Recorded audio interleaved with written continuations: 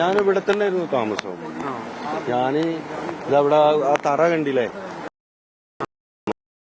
അല്ലാത്തോണ്ട് എന്റെ കുട്ടികളി കുടുംബത്തിനെ കൂട്ടി ഉമ്മാനെ കാണാൻ പോയതുകൊണ്ട് രക്ഷപ്പെട്ട എല്ലാം പോയി. ഈ ഡ്രസ്സ് മാത്രമേ ഉള്ളൂ, ഇത് മാത്രമേ ഉള്ളൂ. പോയിക്കോട്ടെ, അതൊക്കെ പോയിക്കോട്ടെ, അതൊന്നും വിഷയമല്ല. അതൊക്കെ നമുക്ക് ദൈവം തന്നല്ലേ. അയൽക്കാര് ഞങ്ങള് ബാക്കിയുള്ളവരൊന്നില്ലായിരുന്നു, ഒരു കുടുംബം ഉണ്ടായിരുന്നു, അവര് പോയി, കിട്ടിയില്ല അവരെ. പിന്നെ പറഞ്ഞാല് ഏട്ടാ ഇവിടെ മുഴുവൻ വീട് തന്നെ ഇരുന്നു. ഇവിടൊക്കെ ഇത് നിങ്ങൾ ഈ കാണുന്ന മാന്നല്ല, വീടായിരുന്നു. 10, 300, 200, 250 വീടിന്റെ അടുത്ത് ഇവിടെ ഉണ്ടായിരുന്നു. മരണസംഖ്യ എന്ന് പറഞ്ഞാൽ എത്രയൊന്നും പറയാൻ പറ്റില്ല. നമ്മളിനിയിപ്പോ കുറച്ച് കഴിഞ്ഞാൽ നമ്മളെ കുടുംബത്തിൽ എത്രയും ആൾക്കാരുണ്ടായിരുന്നു എന്ന് അറിഞ്ഞാൽ മാത്രമേ അറിയുള്ളൂ സാറേ. എന്താ ചെയ്യാ, ദൈവത്തിന്റെ വിധി നമുക്ക് തടുക്കാൻ പറ്റൂലല്ലോ.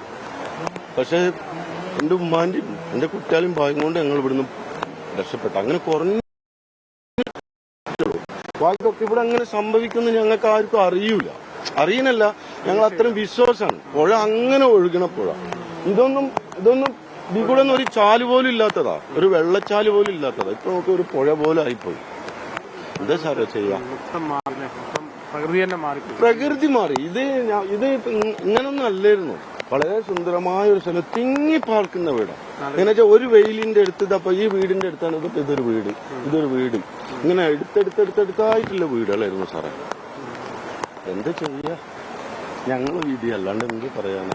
ഞങ്ങൾക്ക് ഇവിടുത്തെ പോവുക, ഇത് ഇങ്ങനെ പേടിച്ചിട്ട് ഇവിടേക്ക് പോകും. അതുകൊണ്ടാണ് ഇവിടെ എല്ലാരും നിന്നത്. പിന്നെ ഇങ്ങനെ ആവുന്ന ഒരിക്കലും സാധാരണ ചെറിയ പൊട്ടലുണ്ടാവും. നമ്മൾ ആ പുഴയെ കൂടെ അത് കലങ്ങി മറിഞ്ഞ് അങ്ങ് പോവുകയും ചെയ്യും. ഞങ്ങൾക്ക് ആർക്കും വലിയൊരു വിഷയമല്ല. ഇപ്പൊ പുത്തുമല പൊട്ടിയിട്ടും ഇവിടെ പൊട്ടിയിട്ടുണ്ടായിരുന്നു, എന്നാലും ഞങ്ങൾക്ക് അത് വലിയൊരു ബാധിച്ചിട്ടില്ല. ആ ഒരു വിശ്വാസത്തിലാണ് എല്ലാവരും ഇവിടുന്ന് മാറാണ്ട് ഇവിടെ നിന്നത്.